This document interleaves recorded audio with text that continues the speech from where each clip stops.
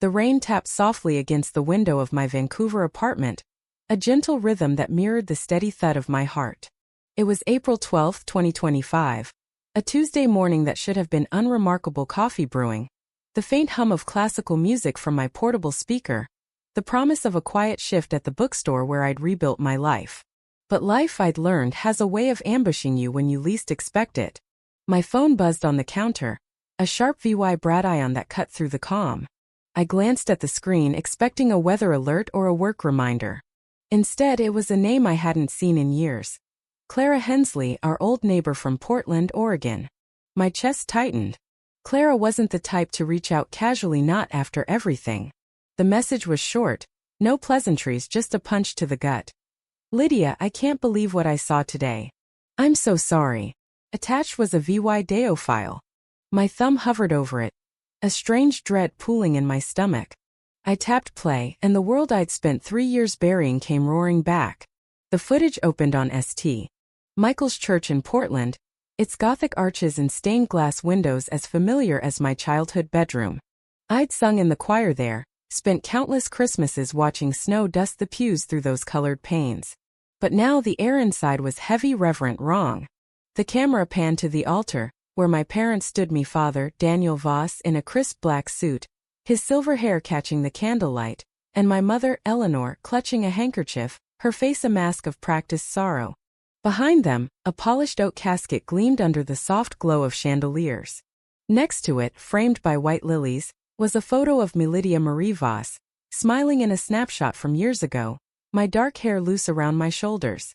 The caption beneath the VY Deo read, "In low VY in memory of Lydia Marie Voss, 1993 to 2021. I dropped the phone.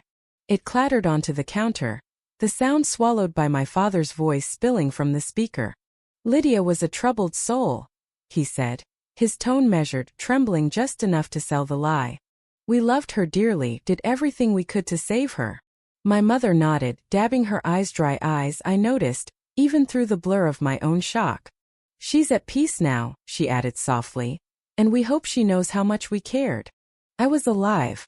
I was sitting in my kitchen, breathing, my rent paid, my shift at the bookstore starting in 2 hours.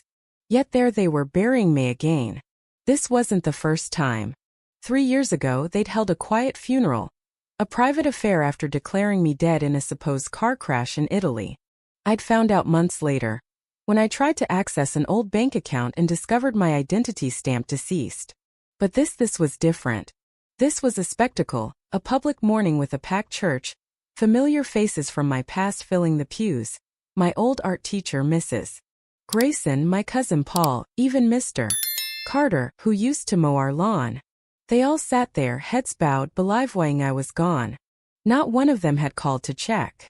My hand shook as I rewound the VY Deo, searching for a crack in the facade, a hint this was some bizarre mistake. But the details were too precise, the casket, the flowers, my father's rehearsed pause before he said, "She left us too soon." It was a performance and they were the stars. I slid to the floor, the cold tile pressing against my legs, the organ music from the VY Deo droning in my ears. This wasn't an accident. This was a choice, a second burial to cement the lie they'd built around me. 3 years ago, I'd been Lydia Voss, project manager at Voss Va Crane Design, the architecture firm my family had founded in Portland. My father was the CEO, my mother the CFO, and I'd poured my life into that company, late nights drafting proposals, weekends smoothing over client disputes, all to prove I belonged. My younger sister, Sophia, joined later, a golden child with a marketing degree and a smile that could charm anyone. She was their pride, their future. I was the workhorse, steady but unremarkable in their eyes. Then came the day the quarterly audit revealed a doula 72,000 hole in the operating budget. I remember the meeting view of my father slamming the report on the conference table, his voice low and accusing. "Lydia, explain this." I'd stared at him dumbfounded. "I didn't touch that money," I'd said, my pulse racing. "I don't even have full access to that account." He didn't blink. "You and your mother are the only ones with the override codes. Don't lie to me." I turned to my mother, expecting her to back me up. She wouldn't meet my eyes. Sophia stood by the window, arms crossed, her manicured nails glinting in the light. I saw it then, the new designer coat draped over her chair, the way her gaze flicked away when I looked at her. I'd found receipts in her car weeks earlier. $500 shoes. A $1,200 spa weekend expenses her entry-level salary couldn't cover. It was Sophia, I'd said, my voice breaking. You know it. She's been spending like she won the lottery. My mother finally spoke, her tone icy. Lydia, we've had enough chaos. One mistake is easier to fix than two. I'd frozen, the words sinking in like shards of glass. They weren't just blaming me, they were choosing her. The next day my company email was locked, my bank account frozen, and whispers of embezzlement followed me out the door. Friends stopped replying. My aunt, who'd once called me her favorite, texted, "Let it go." I was a ghost before I even left. So I did leave. I crossed the border to Vancouver, became Lydia Hartme, middle name a lifeline, and started over. A job at a dusty bookstore, a cramped apartment by the river, no social media, no ties to the past. I thought I'd escape. But that video proved I hadn't. They'd taken it further, declared me dead, transferred my assets to Sophia, and now staged this grotesque encore to bury me for good. I stood, my legs unsteady, and grabbed my laptop. The Oregon Vital Records site confirmed it. Lydia Marie Voss, deceased August 23, 2021, car accident in Tuscany. A forged death certificate, complete with a coroner's signature, detailed a crash I'd never been in. I pulled out my files, passport, Canadian ID, lease agreements, all proof I'd been alive and well in North America. Then I checked the property records. My trust fund from my grandparents, my 10-fan tram stake in Voss Crane, the house my father had promised me after my MBA transferred to Sophia Voss, dated 9 months after my death. A life insurance payout I'd never known about, $250,000 cashed out in her name. They hadn't just erased me, they'd profited from it. I opened Instagram, something I rarely did, and searched Sophia's name. Her profile was public now, a glossy shrine to her new life. Wedding photos from a lava ceremony in Savannah, Champagne Towers, floral arches, a gown that must have cost thousands. My father's caption, "To the daughter who always made us proud." The house they'd moved into, me house, a sleek modern build in Portland's West Hills, was listed under Sophia Elise Voss Reed, her new married name. Every trace of me was gone. Even a childhood photo I recognized, me face digitally swapped with hers, a clumsy edit that rewrote history. I closed the laptop, my breath shallow. They thought I'd stay silent, vanish into the lie they'd built. They were wrong. 2 days later, I walked into a lawyer's office in downtown Vancouver. The space was modest, wood-paneled walls, a single fern in the corner, sunlight spilling through a narrow window. My briefcase thudded onto the desk, heavy with inequity, passport stamps, tax returns, rental contracts, all dated during my supposed death. The attorney, Nathan Pierce, was in his late 30s, with sharp blue eyes and a quiet intensity. He flipped through the papers, his brow furrowing deeper with each page. "You're telling me your family faked your death?" he asked, leaning back in his chair. "And stole everything I owned," I said, my voice steady despite the storm inside me. "They're holding a memorial this Sunday, St. Michael's Church, Portland. I want to be there." He blinked, caught off guard. "You want to confront them? In person?" "I want my life back. Starting with the truth." Nathan exhaled, rubbing his jaw. "We'll file to revoke the death certificate immediately. Oregon state courts can expedite it with this evidence. I'll draft lawsuits for fraud, forgery, and asset theft. But Lydia, this won't be fast. Legal battles like this. I don't have time," I cut in. "They're burying me again in 4 days. I need to move now." He studied me, then nodded. "All right. We'll push the petition through by Friday. I'll reach out to a contact in the Multnomah County DA's office, get them prepped for criminal charges. But if you walk into that church, you're lighting a match. You ready for the fire?" I met his gaze. "I've been burning for 3 years. I'm done hiding." That night, I hired a freelance journalist, Mia Torres, who'd covered corporate scandals and inheritance disputes. Over coffee at a dimly lit cafe, I handed her copies of everything: the forged certificate, the asset transfers, Sophia's Instagram flaunting my stolen life. "Keep my name out of it until I say so," I told her. "I'll give you the signal." Mia grinned, her dark eyes glinting. This is explosive. When you're ready, I'll make sure the world sees it. I also cited a tailor, commissioning a long black coat, simple, elegant. Not a disguise but a statement. It felt like armor for the role I'd play. The ghost who refused to stay dead. Sunday dawn gray and damp, Portland cloaked in a drizzle that blurred the edges of the city. I stood across from St. Michael's, the church's spire piercing the mist. Luxury cars lined the street, BMWs, Audis, a sleek Teslagus in tailored black filing inside. Through the open doors I heard the choir's haunting rendition of Be Thou My Vision, a song I'd once sung with them. My stomach churned but my resolve hardened.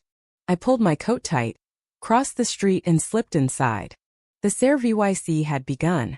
My father stood at the pulpit, his voice carrying over the hushed crowd. Lydia was a complex soul, he said, pausing for effect. We tried to guide her, but she lost her way. My mother sat in the front pew, her head bowed, a pearl brooch gleaming on her black dress. Sophia was beside her, radiant in a silk shawl, her new husband a broad-shouldered man I didn't recognize holding her hand. The casket sat closed, a prop in their theater.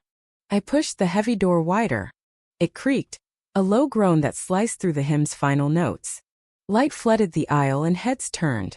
Whispers rippled like wildfire. Is that? Someone gasped. I stepped forward, my heels clicking against the stone floor, each sound a hammer striking their silence.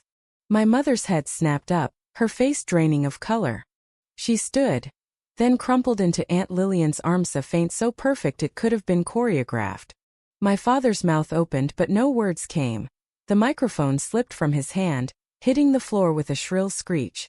Sophia's wine glass trembled, red liquid splashing onto her cream dress, a stain spreading like guilt. I reached the center aisle, the weight of every eye on me. I didn't flinch. I heard I died, I said, my voice clear, cutting through the stunned hush. But I'm still here. Alive. And I've got proof. I opened my folder, holding up my passport. This is stamped in Vancouver, Seattle, Toronto, all while I was supposedly dead in Italy. I tossed lease agreements onto the pulpit. These are my homes, my taxes, my life dated during your lie. The crowd shifted, murmurs growing louder. Phones lifted, red lights blinking as they recorded. Good. Let them see. My family declared me dead, I continued, my gaze locking on my father, now slumped in the front pew. You signed the certificate, Dad. Submitted it to Oregon to erase me. And you, I turned to my mother, her eyes wild, you let it happen. Watched them take my trust fund, my shares, my house, and hand it all to Sophia. Sophia tried to stand, her voice a shaky whisper. Lydia, don't, I snapped, raising a hand. You had 3 years to speak. You chose silence and my money.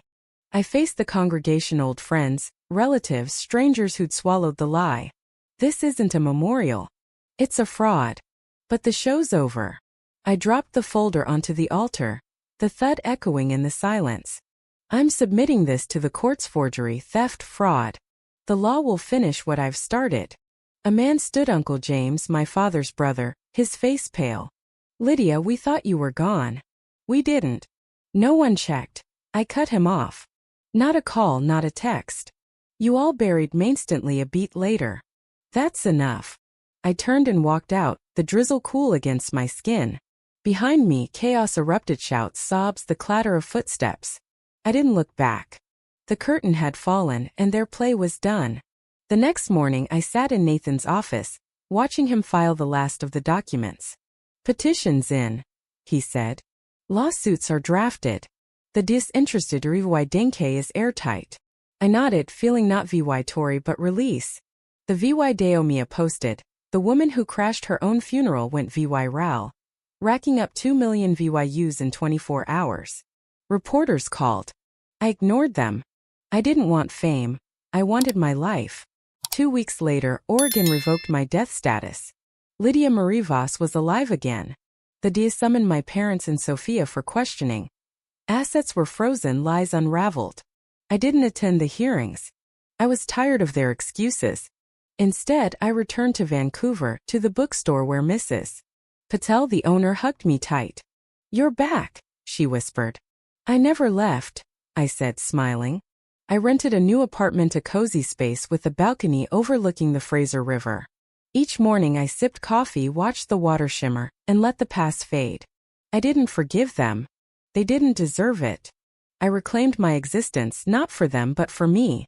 And in that quiet I found peace, alive, real, and finally free.